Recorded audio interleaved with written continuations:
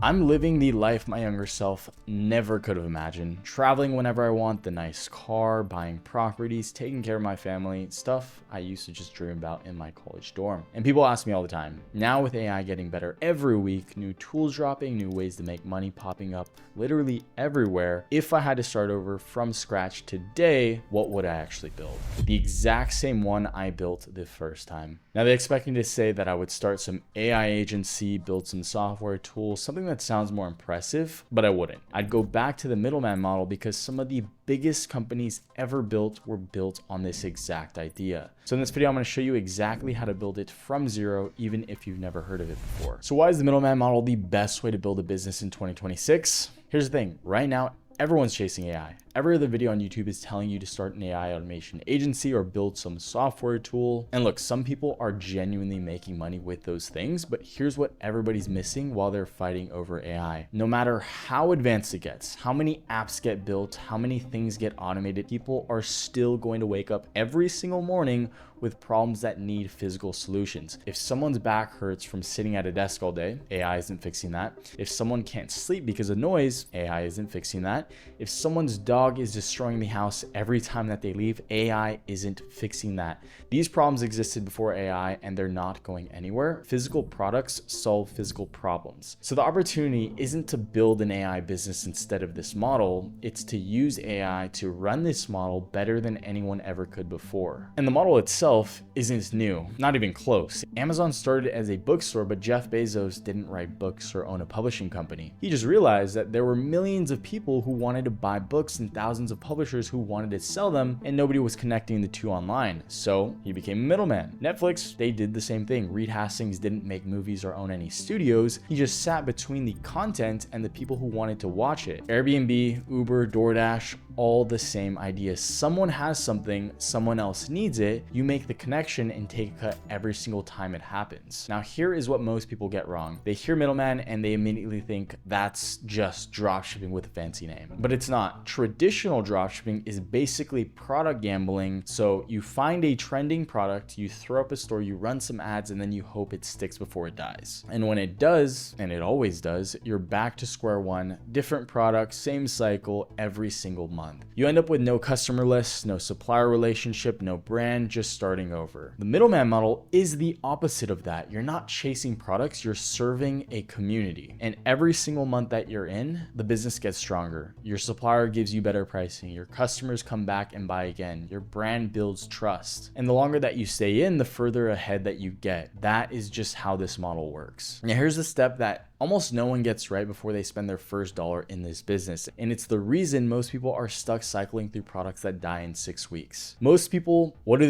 They start with a product. They see something that's trending on TikTok. They get really excited. They throw up a store and then they try and figure out who to sell it to. And that's why they fail. The people who actually win with dropshipping in the long term don't start with products, they start with people. And we can take Lululemon as a perfect example, a great case study. When they launched in 1998, yoga was not even a mainstream trend and most people wouldn't even think to sell in that market. But even though it was a small market, Lululemon knew that it was a dedicated community of people who took it very seriously. So what they did was they embedded themselves in the yoga community.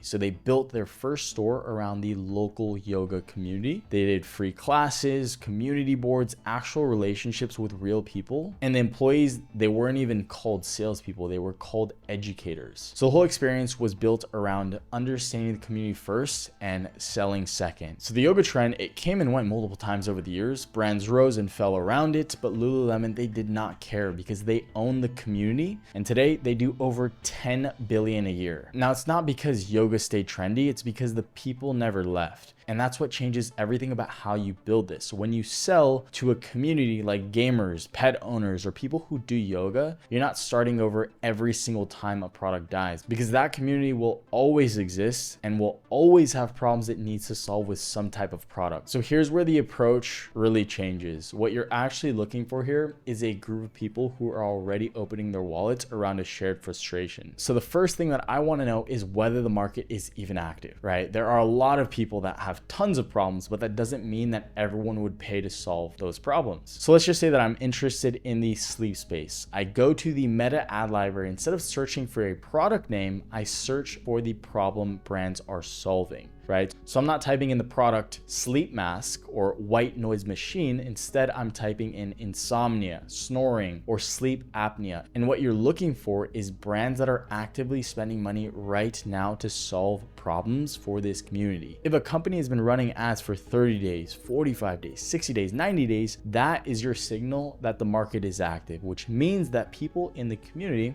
are pulling out their wallets because these companies are spending money to advertise to them. Then what you can do is you can count how many different brands are running ads for similar products in that same space. So if you're seeing 3 to 5 different brands that are all spending money to reach the same community with similar solutions, you've just found an active market worth serving as a middleman. Then you want to go to Reddit, because the Meta ad library, it's going to show you what's working in paid ads, but Reddit shows you what people are actually saying about their problems in their own words. So you want to go to subreddits related to that community. For example, in our case, we're talking about sleep. We can go into r-insomnia or r-sleep. And you can look for posts with hundreds of upvotes and comments, because that's really going to mean that people resonate with that post or they relate to that frustration. And the last piece, find a better solution. In an active market, you'll see a lot of products that are being sold to this community, but to be frank, a lot of the products are going to suck. And when something sucks, people like to point that out. And this is going to be perfect for you, because this way you can find the gap in the market and sell the best alternative or the best solution. And to do this, I would go to Amazon reviews and read the 3-star reviews, not the 1-star reviews. Those are usually just angry people. The 3-star reviews are where people say useful things like, it helped a little, but I still wake up at 3 a.m. or the white noise cuts out after an hour and I'm back to square one. Those gaps are going to be your competitive angle. Now, the second part of this foundation, and this one might actually matter more than everything else that I just said, is your supply advantage. Because with AI, someone can literally see your exact store, copy your product page, and be live with the same thing by tomorrow morning. So the only real advantages left are the ones that AI literally cannot give you. And one of them is where you're sourcing from. Now, if you're buying from AliExpress, you are not actually being a middleman. You're the customer of one. Now, those sellers aren't manufacturers. They're just buying from Chinese wholesalers and marking it up before it reaches you. And the platform that they're sourcing from is called 1688. Most people don't know this, but you can go there directly. So you find your product on 1688, you reach out to your supplier and ask if they work with an agent who handles international orders. Now, most of them do, and here's what that does to your margin. So let's just say that you find a product that you are sourcing off of AliExpress for $12, right? You sell it for $60. That is a $48 margin before ad spend. Now, that exact same product on 1688 could cost you $6. You're still selling it for $60, but now you've got $54 to work with instead of 48. Now, that extra $6 per order, it sounds like nothing until you're doing 100 orders a week. Then that changes everything. And to make it easier for you guys, I put together a free Notion guide with copy and paste message templates, sourcing prompts, and a full walkthrough. Now you guys can easily access it at the link below in the description. Now, most people never do this. They stay on AliExpress, they pay the markup, and then they wonder why their margins are getting crushed. You go direct and you're already operating at a completely different level before you spent a single dollar on ads. Now, here's where most people do everything right and still lose their money, because they assume that a good product and solid research is enough. Let me explain. When Dropbox was getting started, Drew Houston didn't build a full product list, right? He recorded a 3-minute demo video showing what it would do and then posted it on a tech forum. Overnight, the waitlist went from 5,000 people to 75,000, and the market told him that the idea worked before he spent any time building the actual thing. You can have the best research in the world, the most optimized product page, and the cleanest ad creative, and still be completely wrong about what the market wants. Now, the only way to really know is to get eyeballs on it and see what happens. Now, when I first started, I used to spend weeks changing fonts, adjusting colors, testing layouts, making decisions with zero data, and I was basically building a perfect store for a customer that didn't even exist. And by the time that I finally launched, someone else had already tested the same product and moved on. So I was making decisions in the dark and I didn't even realize it. Instead, what you want to do is use AI to compress the time between having an idea and getting your first sale. because the feedback that you get from real buyers is worth way more than anything that you can figure out by researching competitors. And this is where AI actually earns its place, specifically when it comes to getting your store live fast. Now, the first thing that you need is Shopify.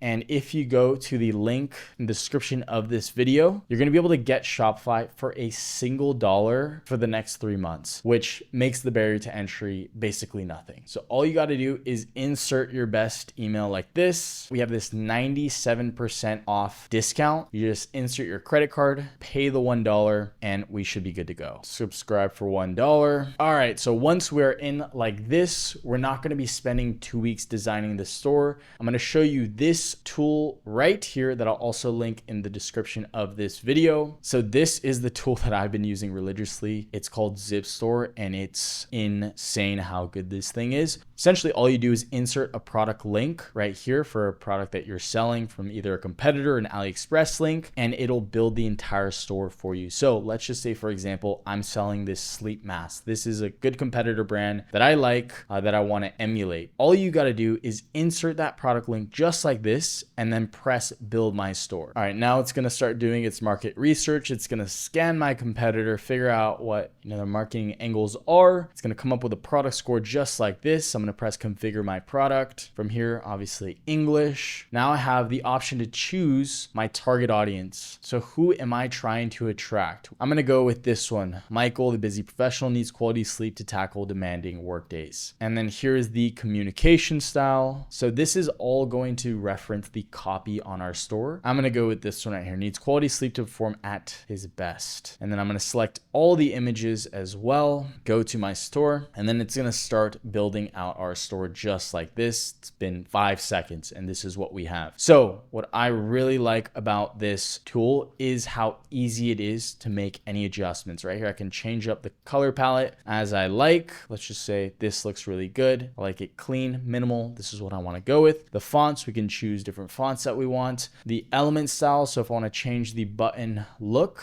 let's go with the brick. And then icons, we can add in emojis if we would like. We can also toggle the images. So let's insert this image. This looks a bit more professional. You can also upload your own images, but these are all the placeholders. You can add in a section as well. Let's add in an image gallery like this, and then I can put in some of the lifestyle images. That looks pretty good. Go on to mobile. You have a little slider like this. This is what it looks like on the phone. And we have just so many different customization options. They make it so easy. The UI is just super intuitive, which is nice. So this is the product page. It also builds out a home page that looks like a little more of a fitting banner. It also builds out a reviews page. If we want to add in another product, all we have to do is press add product. This is just for the sake of this example. Let's just say this is another product that we wanted to sell. All we have to do is insert that same product, submit. It's going to create another product page for the product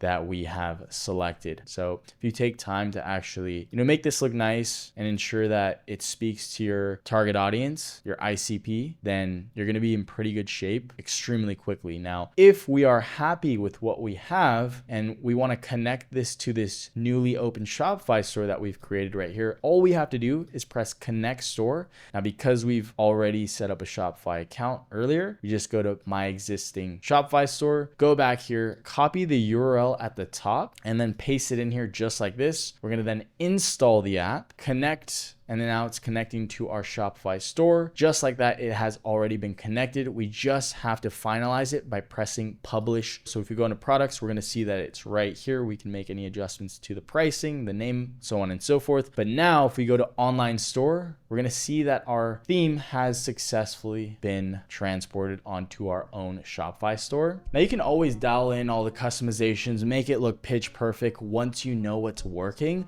But the point is that you're live before your competitor even finished picking fonts. And the same principle applies to your ads. Use AI to generate your first ad angles based on what's already working in your niche. So at this stage, you're not trying to create a masterpiece. You're just trying to figure out what angles actually make people buy. And you won't know that until real people tell you. So test fast, cut what doesn't work, and double down on what does. Now, most people think that the goal is to find a winning product, get it selling, make some money, and then figure out the rest. Now, the stores that actually turn into real businesses, they were building something else from the very start, not just riding a product until it died. And the earlier that you understand this, the less you'll ever have to start over.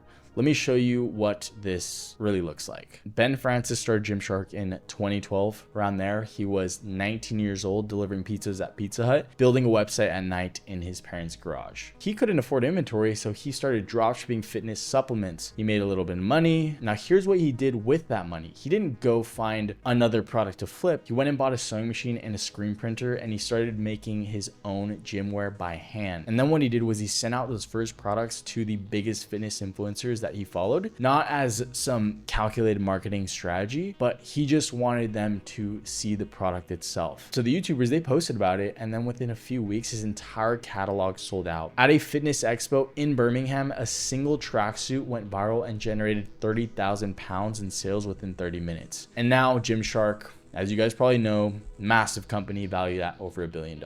And it started as a dropshipping store, but became a brand because Ben took every early win and put it back into the business. He invested in product quality, creator relationships, and building a community in the highly competitive fitness industry. So the scaling path isn't finding more products, it's becoming something that everyone else can't easily copy. Right now, you can go ahead and copy all the designs and ads from Gymshark, but you could never copy the community and brand that Ben has built. Now, I'm not telling you go and make your own product yourself. What I'm telling you is that just like Gymshark, you need to stop being just another store and become a brand. Now, here's exactly how this transition happens. There are 3 moves. Each one builds on the last. First, you build your image. So once you're doing consistent volume, somewhere around 100 to 200 orders a month, you work with your sourcing agent to get your logo on the box. So branded insert, a thank you card, custom packaging, something that makes it special. And at scale, this doesn't really cost that much, maybe 50 cents to $1 more per unit. But here's what it really does. When someone gets a package that feels like a real brand instead of some white Chinese box with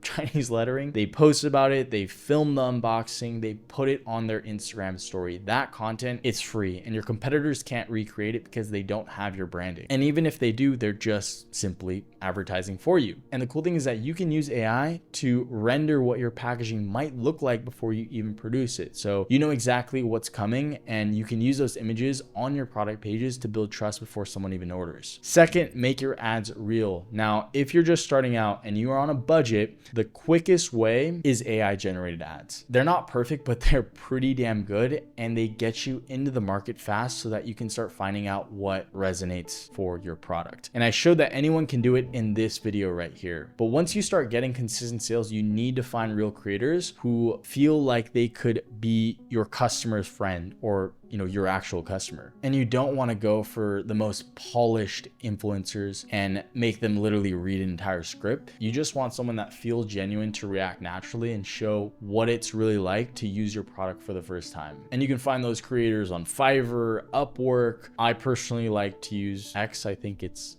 the best, but if you're on a budget, again, Fiverr, Upwork are going to be the 2 best platforms. And all you got to do is go through their portfolios and choose the one that best resonates with your brand. And once you find 2 or 3 creators whose content converts, you just replicate that energy with different faces, different angles, but the same core message. Third, build relationships. Here's something that most people don't even think about. Getting a repeat purchase from someone who's already bought from you is 5 to 25 times cheaper than finding a brand new customer. And that's not even my opinion. That's Harvard's Business Review. So every customer that you make isn't just a sale, it's a relationship worth way more than your first transaction. Now, one of your biggest assets is going to be the list of emails and phone numbers that you build from every sale. Not the store, not the ads, that list that you start to accumulate. So you're not paying Meta or TikTok for permission to talk to your customers. And that's how your revenue starts to become more predictable instead of all over the place. Now, by the time that saturation hits, and it always does, you've already built reviews, social proof, an email list, creator relationships, and supplier deals that they can't touch. So when everyone starts to fight over who can sell for cheaper, you'll be playing an entirely different game. Most stores, they are forgotten in 6 months. You're building something that gets stronger every month that you're in. So look, I know you've probably watched a ton of YouTube videos about business models. Everyone's got their own strategy and framework, but nobody actually shows you what it looks like to do this live. It's always kind of just theory. So I actually went and did it. I recorded a challenge where I tried to make as much money as I possibly could in 1 week using this exact model. And I documented everything, how I found the product, how I built the store, how I ran the ads. So if you want to see this applied in real life, you can check it out right here. Other than that, I appreciate you guys for watching, and I'll see you in the next one. Peace.